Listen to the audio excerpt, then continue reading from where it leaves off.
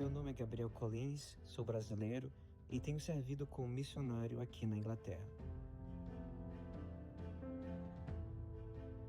Evangelizar aqui é diferente. Primeiro a gente atende às necessidades das pessoas e depois fala de Jesus.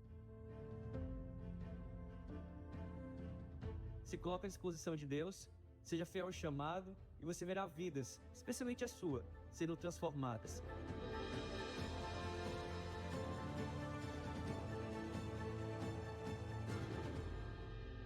Provai e vede. Histórias de fé e fidelidade. Mais que um sábado.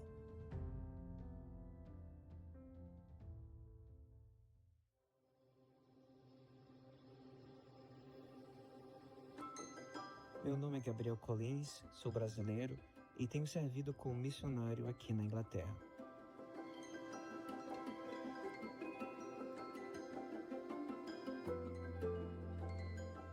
Minha opção aqui é simples, deixar tudo organizado para que as pessoas venham aqui e se sintam em casa. Mas cada detalhe é uma oportunidade de mostrar o carinho e cuidado de Deus. Às quintas, recebemos famílias com seus filhos. É um momento de conexão, amizade e um primeiro contato com o amor de Cristo.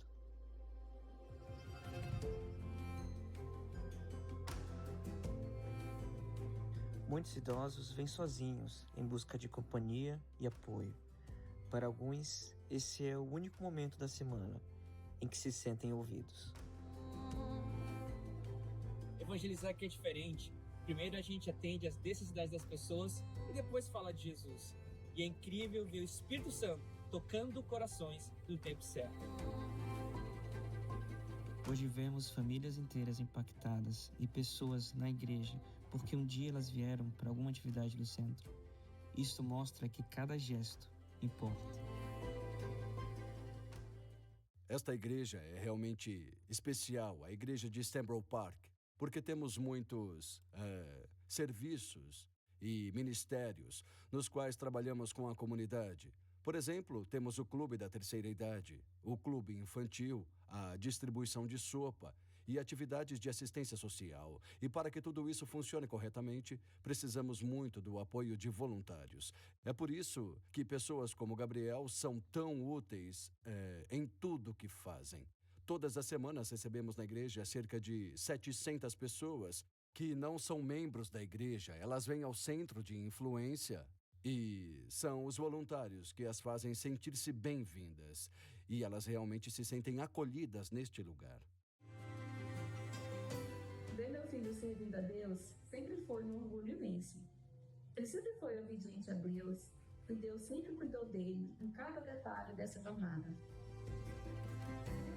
Talvez você não possa estar aqui na Inglaterra, mas você pode servir de onde você está. Se coloca à disposição de Deus, seja fiel ao chamado e você verá vidas, especialmente a sua, sendo transformadas. São os seus recursos que permitem pessoas como eu, como nós, estejamos longe pregando. Você também é um missionário. Do Dia Mundial do Jovem Adventista, baseado no capítulo 17 do livro de Êxodo, o segundo livro da Bíblia. Então, Êxodo, capítulo 17. Então, esse capítulo faz parte daquele momento que o povo entra no deserto. Quando sai do Egito, atravessa o Mar Vermelho e começa a sua jornada pelo deserto.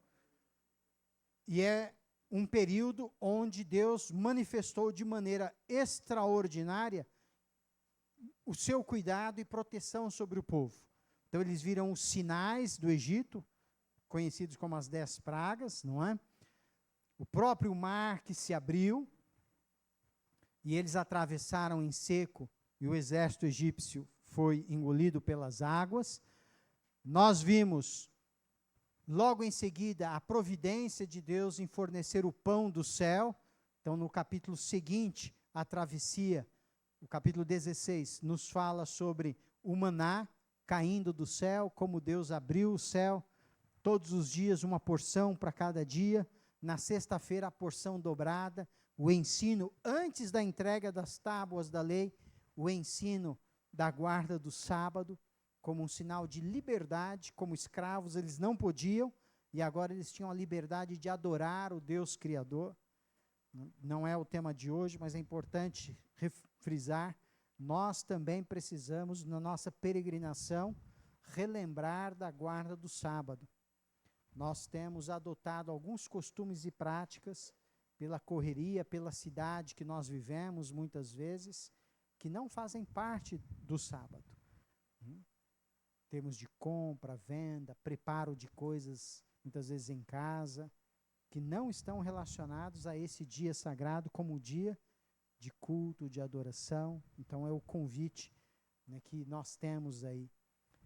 E no capítulo 17, é o momento em que falta água, na primeira parte, e ali, então, Deus disse com Moisés, eu estarei contigo, conduz Moisés e alguns líderes até a rocha no caminho do Sinai, na região de Refidim, já na península do Sinai, e ele bate na rocha e a água sai da rocha e Deus provê a água, mas a região é lembrada, passa a ser chamada, não é? Ali como a região de Massá e Meribá, por causa da tentação e da lamúria, né, do murmúrio do povo. Então, e veja que todo esse período, esses grandes sinais, infelizmente, são marcados por essa atitude terrível de constante reclamação. O tempo todo eles estão ali reclamando.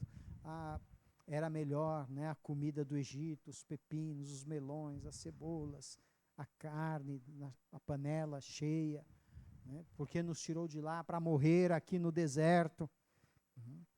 Muitas vezes nós temos essa impressão, que quando aceitamos o Senhor e queremos obedecê-lo, parece que tudo de ruim acontece e a gente tem a tendência e a tentação também de começarmos a reclamar de tudo. Quando Deus está operando grandes maravilhas ao nosso redor, e teremos que passar pelo deserto. Teremos que passar esse momento no deserto para o nosso crescimento, desenvolvimento do nosso caráter, para podermos morar na nova terra. Então, não passar pelo deserto significa morrer no Egito ou morrer no mar. Então, é melhor passar pelo deserto para chegar na terra prometida.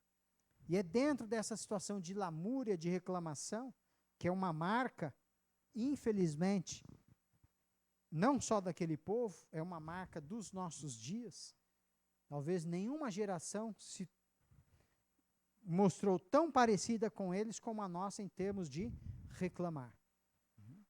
Nunca se brigou tanto pelos nossos direitos.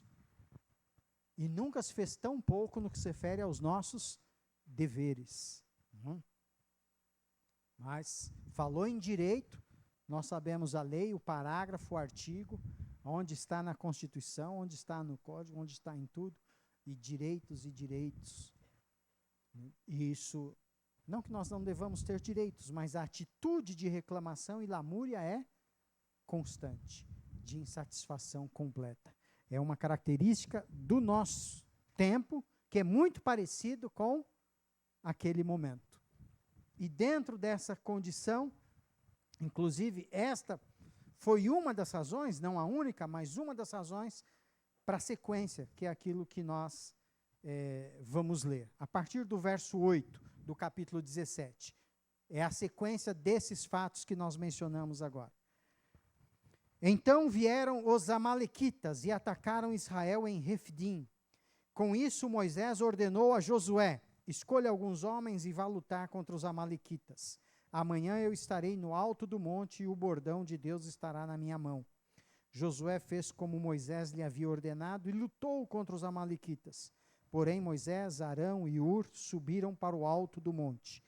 Quando Moisés levantava a mão, Israel vencia. Quando, porém, ele abaixava a mão, os amalequitas venciam. Quando as mãos de Moisés ficaram pesadas, pegaram uma pedra e a puseram por baixo dele, para que Moisés se sentasse. Arão e Hur sustentavam as mãos de Moisés, um de cada lado.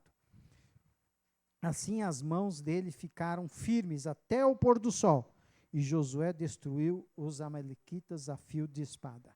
Então o Senhor disse a Moisés: escreva isto para a memória num livro e repita-o a Josué, porque eu vou apagar totalmente a memória dos amalequitas da face da terra. E Moisés edificou um altar e lhe deu o nome de O Senhor é a minha bandeira.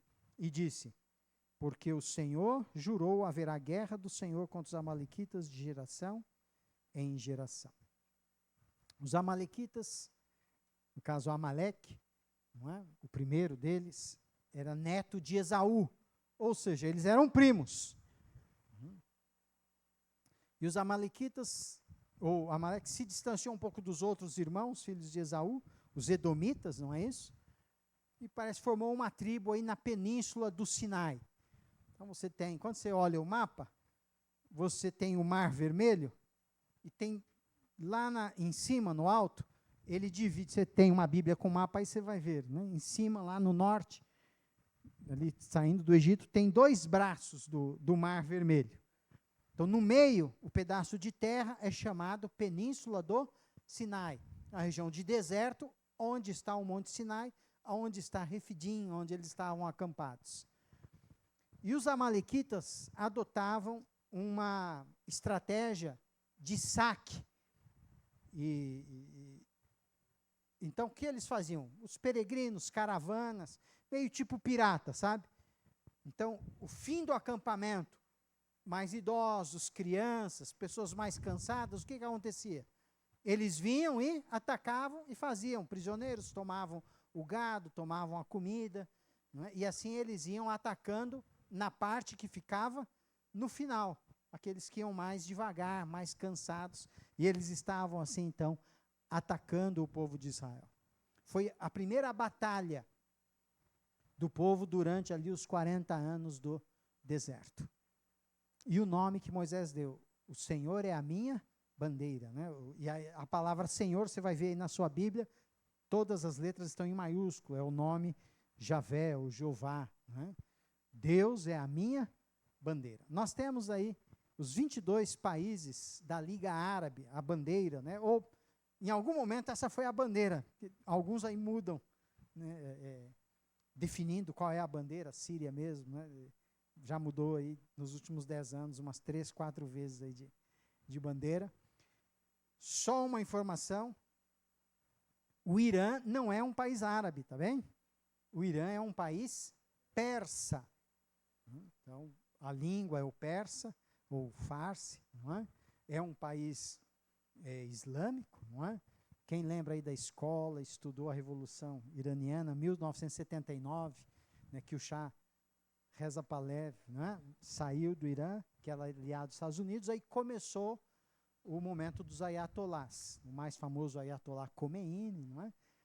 Aí o ataque lá ao Iraque na década de 90 e assim por diante, né? E no caso é a linha dos Islã de maioria xiita, não é? Então, o Irã é um país muçulmano da linha xiita, que é um grupo dentro do islamismo, não é um país árabe, tá bem? É um país persa. Mas aí nós temos as bandeiras desses países, não é? Temos aqui alguém da Tunísia, não é? Cadê a Tunísia ali? Consegue achar a sua bandeira aí? Da Tunísia está ali, é a antepenúltima, não é? De vermelho ali, na linha de baixo, né? É vermelho com a lua crescente, a estrela no meio. Já achou o Marrocos aí? Também a bandeira vermelha, né? Ali na esquerda de vocês ou direita? Da direita, né? A segunda do lado direito, toda vermelha com a estrela verde, né? Do Líbano, está ali vermelha, embaixo, em cima, no meio branca, com o desenho do cedro, né? É o cedro do Líbano, uma das árvores mais famosas na Bíblia, e é o símbolo do Líbano. Temos aqui o bulos de origem da Síria, como disse, essa bandeira é a antiga, né? Antes da Primavera Árabe. Na verdade, hoje eu nem procurei qual que era atualmente. Alguns mantiveram essa, outros trocaram, e como sumiu o novo governo, eu não sei exatamente qual foi adotada agora.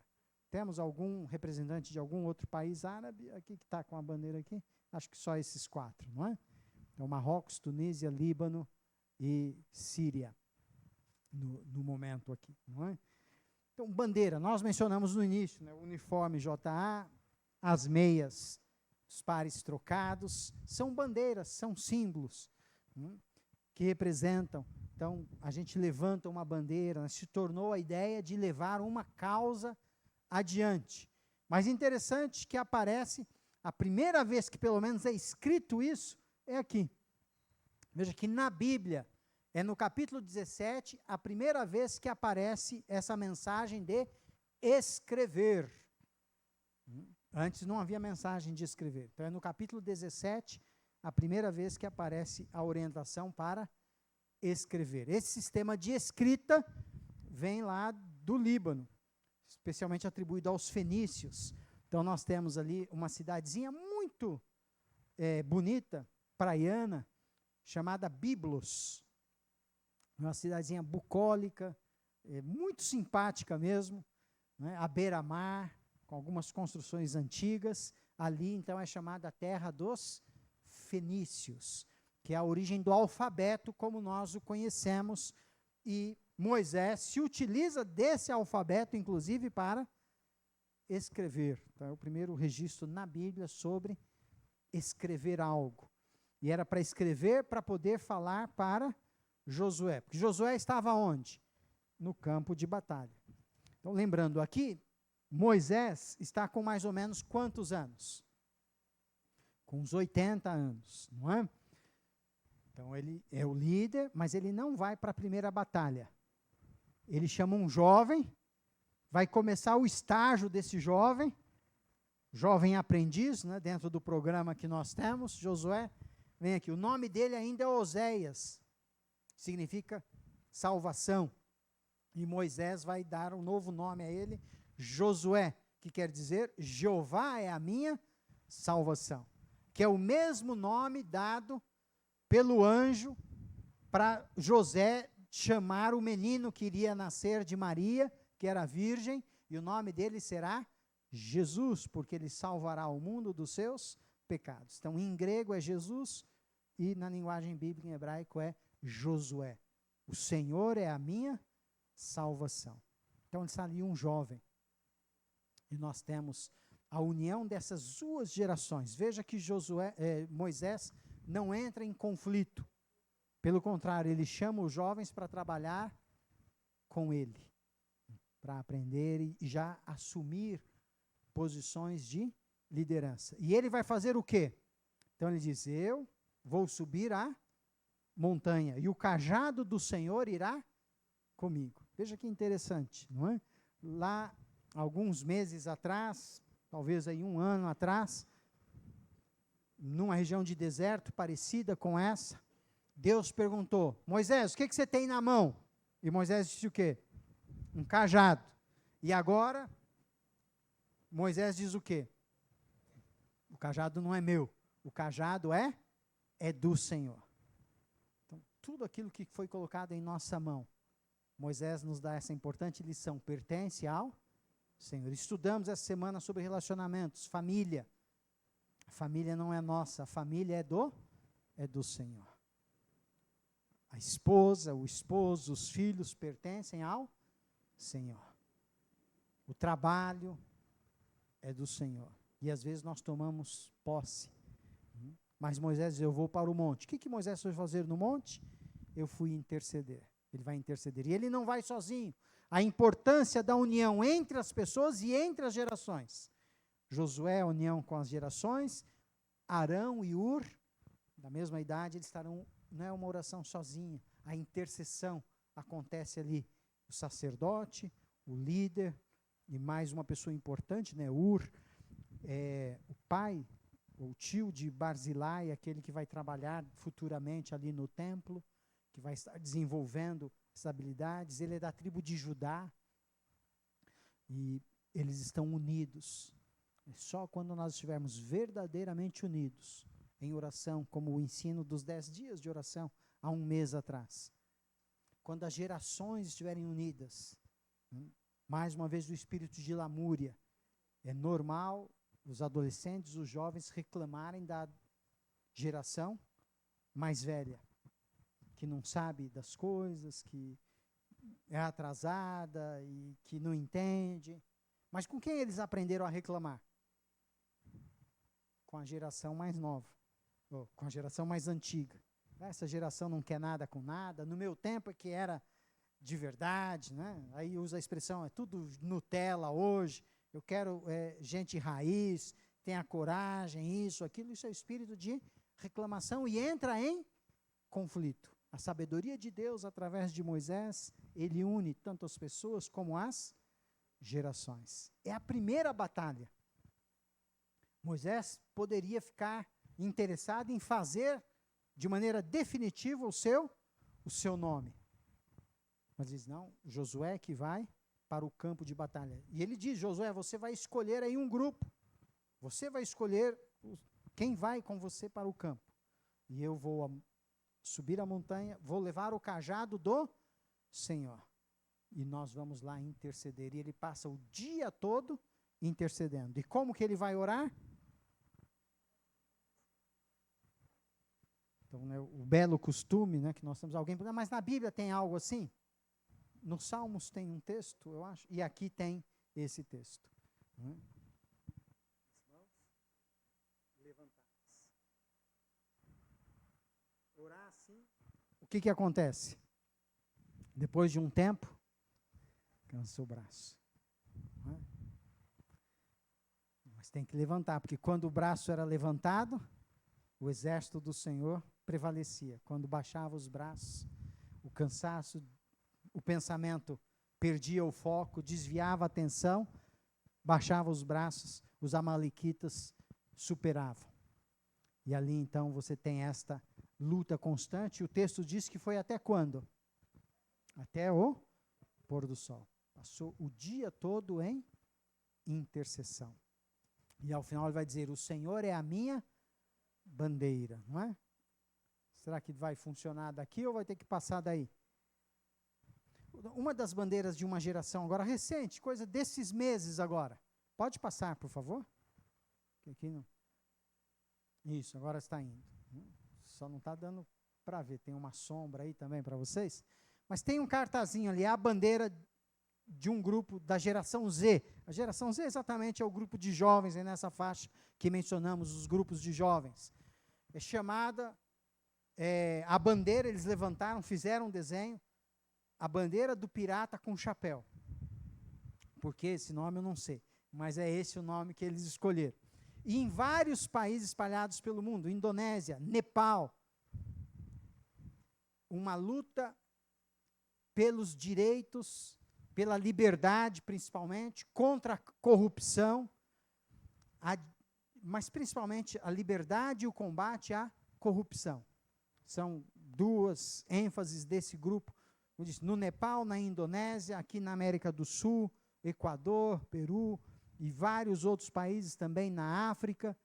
Então, pessoas levantando uma bandeira em nome da liberdade.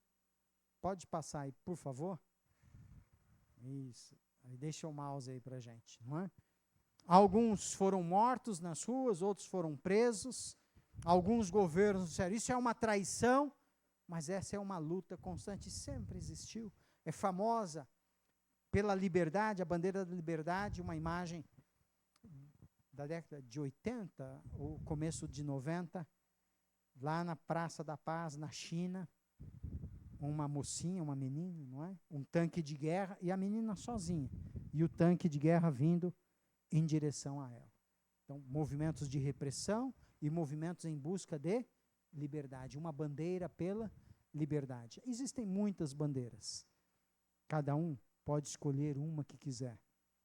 Alguns preferem nenhuma bandeira para ficar escondido e nunca ser achado, né? Não estar em evidência, não aparecer. Mas aqui no verso 15, não é? Moisés diz assim, que ele fez, o texto diz assim, ele fez um altar e deu um nome ao altar. O Senhor é a minha bandeira. Então, o grande convite nesse Dia Mundial do Jovem Adventista a comunidade adventista está fazendo um convite para todos terem uma única bandeira.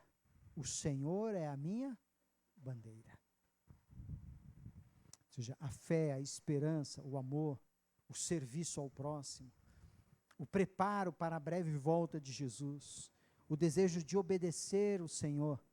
E nós temos milhares de jovens espalhados dentro desse propósito. Nós vimos aí no testemunho do Provai e Vede. Temos algumas pessoas que passaram por aqui em algum momento, conhecidas, que estão do outro lado do mundo. A bandeira do Evangelho. Tivemos aqui no ano passado, vocês se lembram do pastor Júnior, que esteve aqui no ano passado, irmão da Valéria Cita. Ele está lá em Erbil, uma região que está aí sob ameaça, né, algumas bombas caindo ali. Não é? É um jovem pastor, ele e a esposa, com as crianças pequenas. Então, o casal e os filhos ali nessa área de conflito, mas estão ali segurando a bandeira do Evangelho. E assim, milhares de pessoas espalhadas por todo o mundo. Não pense que é uma geração perdida, que os jovens não querem nada com nada. Não. Moisés viu ali está Josué, um jovem promissor, um jovem que tem o temor de Deus e que deseja servir ao Senhor. É necessário orientar, é necessário dar oportunidade e principalmente é necessário interceder. Pais, mães, avós, tios, anciãos, líderes da comunidade da fé, é necessário nós nos colocarmos como Moisés sobre a montanha e interceder, estender as mãos. Infelizmente, nossas mãos estão mais acostumadas e são mais usadas para acusar do que para interceder. E ali nós temos 3 anciãos que estão unidos em intercessão. Quando as forças terminam, eles pegam a pedra e colocam os braços sobre a pedra para que ela seja sustentada no alto, mas que o trabalho de intercessão não pare. E nós interrompemos o tempo todo. Intercedemos pouco, oramos pouco, mas ali está Moisés com as mãos levantadas para interceder. Os amalequitas atacam de uma maneira traiçoeira. Eles vêm por trás, pegam as crianças, os idosos, os animais mais cansados e começam a atacar, roubar, matar, sequestrar aqueles que estão ficando para trás. A palavra de Deus nos diz que Satanás age de maneira muito parecida. Como Pedro diz que ele, como um leão, ele está ali ao derredor, buscando alguém para devorar. E alguém que se apresenta um pouco mais fraco, seja emocionalmente, fisicamente, espiritualmente, financeiramente, não importa de onde vem essa fraqueza, mas ele está ali pronto para atacar. E muitas vezes nós estamos tendo a nossa família atacada, a nossa casa de oração atacada, e é necessário uma atitude como a de Moisés, como a de Josué, como a de Arão, de Ur, interceder e ir para o campo de batalha. Distribuir as tarefas, mas assim o Senhor então orientou Moisés a agir desta forma. Pode passar, por favor? Precisa deixar o mouse ali, senão ele vai sair, tá bem? É importante alistar-se, estar pronto. Josué foi ali de imediato, ele aceitou também a responsabilidade. Todos nós temos uma responsabilidade. Então, esse é o texto que nós lemos aí, os versos 8 e 9, é o início desse relato, desse trecho. Os amalequitas vieram atacar. Quem que não está sendo atacado hoje? Isso não é uma surpresa, isso não é uma novidade. Porque o inimigo sabe que pouco tempo lhe resta. Mas nós achamos que tudo vai ficar bem, não vai correr tudo bem. Estamos distraídos. Estamos preocupados com tantas coisas. mas eles vieram atacar. E Josué, então, escolhe alguns soldados, e ele vai ali, então, para o campo de batalha. Josué é orientado por Moisés, diz, você vai, e eu vou subir o monte, e nós vamos interceder enquanto vocês estarão em batalha. Então, nesse momento, no campo de batalha, Josué começa a aprender, a estar à frente, responsabilidades, mesmo em casa, muitas vezes para os filhos, para os netos, né? Hoje, realmente, são algumas características que nós precisamos estar atentos, não é? Nós nunca vivemos numa época de tanta riqueza, nunca. Apesar de toda a pobreza, a fome que existe, o mundo nunca produziu tanta riqueza em termos de recursos, de conforto. E nós nos tornamos muito amigos do conforto e passamos isso para a geração seguinte. Achamos que o trabalho é ruim. Então a pessoa tem 30 anos e nunca trabalhou ainda.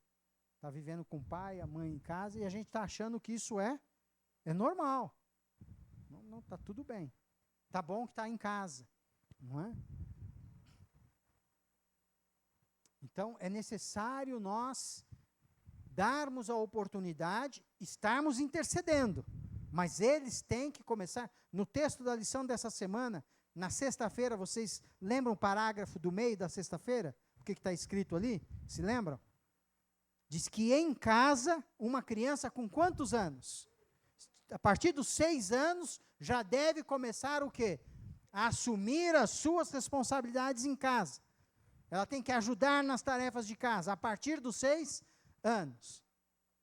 Está lá o marido no sofá passando o controle remoto e não lava um prato. É o dono da casa, é o chefe de família. Como que a criança vai aprender alguma responsabilidade? Então ali está Josué e Moisés, então o chama, passa para ele a responsabilidade. É a primeira batalha. Quando os egípcios vieram, eles não lutaram. Eu vou lutar por vocês. A nuvem veio e protegeu. E os egípcios não viram, e nem eles viram os egípcios. Eles só passaram.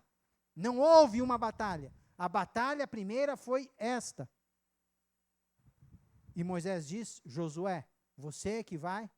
Mas ele vai cometer muitos erros, ele não tem experiência. E muitas vezes nessa tentativa, ou de evitar erros, ou de proteger, nós estamos adiando aquilo que o Senhor já nos chamou, que precisava ser feito, compartilhar essas experiências. A paciência para com os mais novos, o incentivo aos mais novos, um espírito realmente de colaboração, como estudamos muito na lição desta semana, e não uma luta um contra o outro. Como a lição nos trouxe, parece até que em casa é uma luta entre os homens e as mulheres, ou entre o esposo e a esposa. Quem vai ganhar? Todos vão perder. Porque o convite é para estarmos unidos. Mas a tarefa de Moisés, no caso aqui para a nossa comunidade, que é uma comunidade com pessoas mais idosas, mais adultos já, um papel fundamental nosso, e essa é uma tarefa nossa, é encontrar esses jovens para enviá-los para o campo de batalha. Não fechar as portas, não cortar todas as atividades ou oportunidades para o trabalho. Ah, mas eles fazem muito barulho, vai incomodar. É necessário aprender, é necessário acompanhar. Ah, mas eu não gosto da música deles. Então, às vezes, a gente vai criando o quê? Dificuldades e barreiras. É necessário ensinar, é necessário motivar, é necessário acompanhar, mas principalmente a lição que nos é trazida aqui, é necessário interceder. Se nós intercedemos no Espírito de Cristo, como Moisés, como Arão e Ur, um dia inteiro, os braços levantados intercedendo, o nosso coração ficará cheio de piedade, de amor. Nós iremos enxergar as outras pessoas com outros olhos, com os olhos de Deus, e não com os nossos olhos. E vamos ver Deus agindo. Veja que Deus tomou à frente esta batalha. O Senhor disse: eu vou lutar contra eles, até que eles sejam exterminados. Isso vai acontecer só lá no reinado de Saul. Então, vai demorar aí 400, 500 anos para essa batalha terminar. Eles intercederam aquele dia todo. O final dessa batalha vai levar 500 anos, mais ou menos. E a gente, questão de um dia, uma semana, já desistiu de tudo, já acha que não vai dar certo. Um projeto que deu errado, a gente já não quer mais nada. Ninguém participa, ninguém colabora, a gente chama, ninguém vem. A gente já quer abandonar tudo. 500 anos para cumprir. Mas, ao final, intercessão. É o que ele faz. Pode passar os dias mais importantes. Essa é uma frase de Mark Twain, nessa mensagem do Dia Mundial do Jovem Adventista. O dia mais importante da sua vida são o dia em que você nasce e o dia em que você descobre o porquê você nasceu. Qual a razão da sua vida. Se a professora Noeli, se formos trabalhar um pouquinho no pensamento, né, do psiquiatra Viktor Frankl, o sentido da vida, o significado. Jesus, aos 12 anos de idade, ele sabia o propósito da vida dele. Lá na Páscoa, quando ele vê o cordeiro, e ele fica 3 dias conversando com as autoridades, falando sobre o propósito da existência dele. Lá no capítulo 12 de João, depois que ele ressuscitou Lázaro, e que as autoridades decidiram matar Lázaro e matar Jesus, ele disse: eu vou rogar ao Pai para me livrar dessa hora. Ele faz isso como uma pergunta. Ele diz: de maneira nenhuma, porque é para este momento que eu vim. É para esta hora que eu fui enviado ao mundo. É para esta hora que eu vim. Esse dia para Josué foi um dia que mudou a sua experiência. Isso foi tão marcante para Josué, que 40 anos depois, estágio longo esse, hein? E Josué era um bom aluno. Começa na primeira batalha e termina às portas de Canaã. 40 anos de estágio. Veja a amizade, a paciência de um para com o outro. Depois de umas 2 batalhas, o que Josué poderia dizer? Me deixa, estou pronto, não preciso mais de supervisão. Mas ele aprende a respeitar esse convívio. E a geração seguinte, a de Josué, vai o quê? Temer ao Senhor. Josué transmite isso. Então ele vai terminar a sua carreira agora já idoso, dizendo: eu e a minha casa serviremos ao Senhor. Ele conseguiu não só viver isso, mas ele conseguiu passar isto. A geração seguinte a de Josué continua ouvindo as palavras de Josué. Depois, gerações depois, vai desandar, mas Josué consegue transmitir, saber o significado. Você sabe por que existe a casa de oração? Você sabe por que existe uma igreja chamada Povo Remanescente? Você sabe por que nós estamos vivendo nesse tempo que nós vivemos? A razão da nossa existência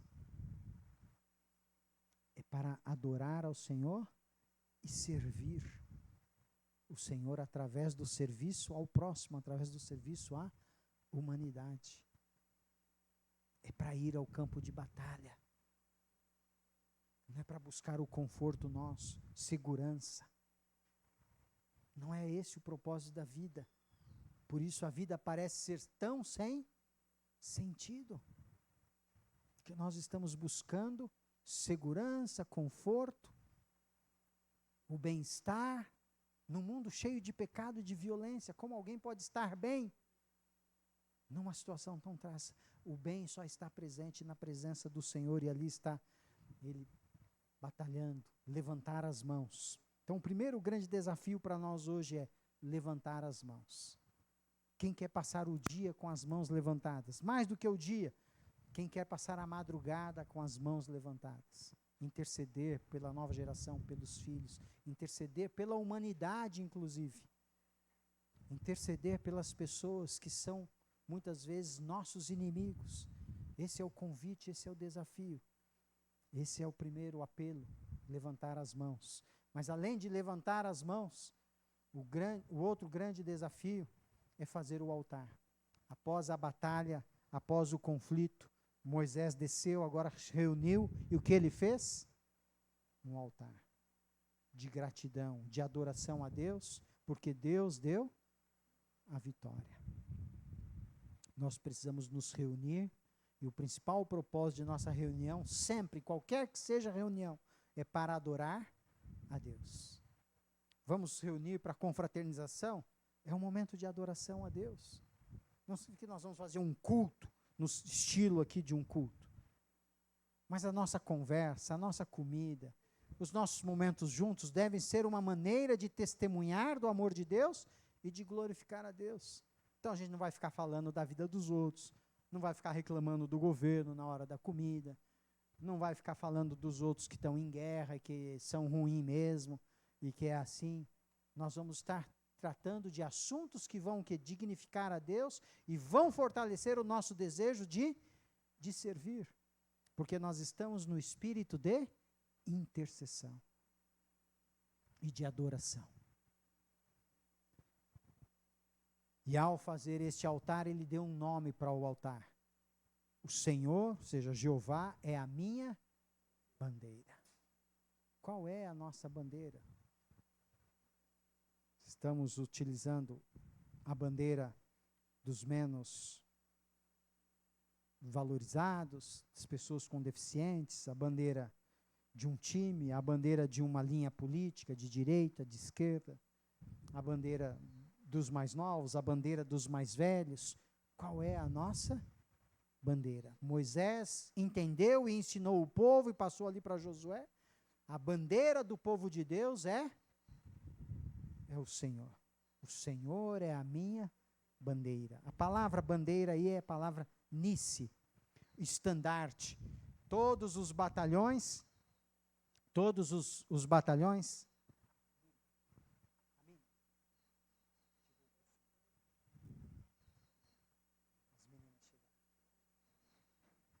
então, todos os batalhões vão com o quê? Com a sua bandeira. Um time de futebol leva a sua bandeira. Aqui em São Paulo é proibido o bandeirão, né, no estádio. Eu participei de um clube de desbravadores que tinha um bandeirão. E quando ia pro Campuri, na arena, precisava de 2 ou 3 para poder segurar e balançar a bandeira. O clube Borba Gato. Aqui em São Paulo é proibido, né, nos estádios o bandeirão.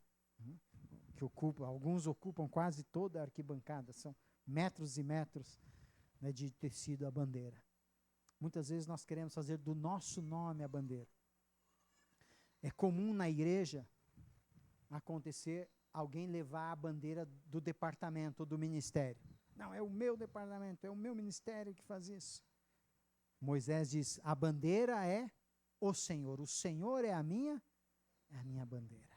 Ou seja, o que eu vou mostrar, quem vai à frente no campo de batalha em todo momento é o Senhor. O Senhor é que será visto. Né? No Desejar Todas as Nações, no capítulo 2, que fala sobre o povo de Deus, diz que o povo havia recebido uma tarefa que era representar a Deus. A mesma tarefa que havia sido dada a Abraão e aos demais patriarcas, aos profetas, vocês serão uma bênção para todas as nações. E eles haviam perdido esta essência. Ou seja, eles não sabiam mais qual era o propósito da sua existência, da sua vida. E nós não perdemos o nosso propósito? Estamos nós vivendo o verdadeiro propósito de servir o Senhor? Para isso é necessário uma vida de comunhão. O altar da família. em casa, nós precisamos a cada dia dizer: o Senhor é a minha bandeira. Como esposo, eu preciso dizer: Senhor, que a minha esposa consiga ver a bandeira do céu em mim, ou seja, Cristo Jesus estampado nas minhas palavras, nas minhas ações. A esposa precisa orar: Senhor, eu quero que o meu esposo veja Cristo em mim. É o meu estandarte. Mais importante do que o meu cabelo, mais importante do que a minha pele, mais importante do que a minha camisa, ou a minha calça, ou o meu vestido, é que Jesus seja visto em mim. Os pais devem pedir ao Senhor todas as manhãs: Senhor, que nesse dia o meu filho, a minha filha, os meus filhos possam ver que o Senhor é a minha bandeira. Os filhos, irmãos, orarem. Lá no trabalho, cada funcionário pedir: Senhor, que nesse dia os meus colegas de trabalho, o meu patrão, possa ver que a minha bandeira é Cristo Jesus, é o Senhor. O patrão, muitas contas para pagar, impostos, cobrança de fornecedor, cobrança do cliente, os funcionários que não rendem aquilo que esperava que rendia, o preço que aumenta, porque o petróleo subiu e todas essas coisas, a cabeça está fervendo, mas ele precisa começar o dia dizendo: Senhor, que cada fornecedor, que cada cliente, que cada funcionário possa ver que a minha bandeira é o Senhor. Não é o dinheiro, não é o nome da empresa, mas é o Senhor. É isso que Moisés e Josué, unidos, cada um na sua esfera de ação, no campo de batalha, no monte da intercessão, eles estão pedindo. E ao final do dia eles constroem esse altar e dizem: o Senhor é a nossa bandeira. Javé Nissi. O Senhor é a minha bandeira. Há muitas bandeiras no mundo hoje. Bandeira azul e amarela, bandeira vermelha, bandeira verde, bandeira colorida, bandeira do Oriente, bandeira do Ocidente, bandeira do Norte, bandeira do Sul. Há todo tipo de bandeira. Mas aquele que é filho de Deus e filha de Deus, que tem o temor do Senhor, pode ter apenas uma bandeira de verdade. Dizer: o Senhor é a nossa bandeira. O Senhor é a nossa justiça. Há várias expressões bonitas como essa: Senhor, justiça nossa. O Senhor é a minha fortaleza. O Senhor proverá. São nomes dados ao Senhor que fazem parte da experiência da vida de cada um. E Moisés diz: o Senhor é a minha bandeira. Moisés diz, desculpa. Moisés: o Senhor é a minha bandeira. Quem é a bandeira da sua casa? Quem é a bandeira do seu lar? Quem é a bandeira desta casa de oração? Quem será a nossa bandeira? Aquele pensamento, acho que de quinta-feira, não é, da lição, é um pensamento terrível, que deveria nos fazer tremer, que a nossa falta de delicadeza, que o nosso maltrato ao nosso semelhante afastam as pessoas de Deus, porque elas não conseguem ver o amor de Deus. Mas cada atitude nossa deveria ser uma manifestação da bandeira de Cristo Jesus. E o Senhor quer fazer isso por nós hoje, em casa. Então, algumas perguntas para nós terminarmos. Primeira pergunta: estamos tendo uma vida de comunhão com o Senhor? O Senhor é nosso Deus, o nosso Pai, o nosso amigo, aquele a quem nós abrimos o coração diariamente e quem confiamos a nossa vida e tudo que é nosso. Passamos tempo com Deus todos os dias, ou é só quando a coisa aperta? Minha vida reflete a palavra que eu estudo e medito? Ou seja, eu termino a lição só sabatina, a oração de manhã, no trabalho, isso é refletido? Ou uma coisa é uma coisa, outra coisa é outra coisa? Minha vida, minha comunhão, melhor dizendo, me motiva a servir para que outros conheçam a Cristo? Estou pensando mais em mim mesmo ou estou disposto a servir? E no que se refere, então, aos jovens, quando nossa comunhão é verdadeira, ativa, nossa espada é afiada. Veja que os amalequitas foram vencidos ao fio da espada, mas a nossa espada é a palavra do Senhor. Efésios capítulo 6. A espada do Espírito é a palavra. De acordo com o apóstolo em Hebreus, mais afiada do que uma espada de 2 cortes, que penetra até medula e ossos, até o fundo da alma. Essa é a nossa. E não é a nossa palavra, é a palavra do Senhor, é a palavra de Deus. Então, nossa missão é muito clara. E a vitória é certa, porque a vitória não é nossa, a vitória é do Senhor. E Ele já venceu lá na cruz do Calvário.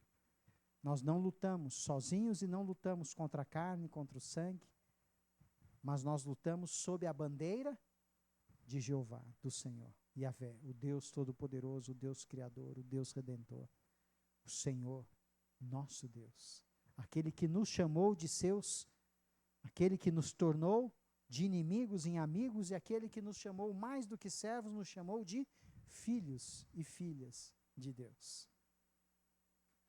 Quem gostaria de ser um estandarte da bandeira do Senhor? Quem gostaria de ser o porta-bandeira do céu, do Evangelho? Quero convidar você a se levantar e permitir que a bandeira te abrace. Nós temos alguns esportistas, não é? O principal que trouxe esse símbolo foi Ayrton Senna, né, que ao final de uma vitória ele portava a bandeira, e vários hoje utilizam isto. Você quer ser envolvido pela bandeira do céu? O Senhor é a minha bandeira. Ou seja, humildade, abandono, renúncia completa, para que apenas o caráter do Senhor nos cubra e só Ele seja manifesto em nós. Esta é a nossa oração deste momento e o desafio para nós, para todas as gerações, não apenas para os jovens.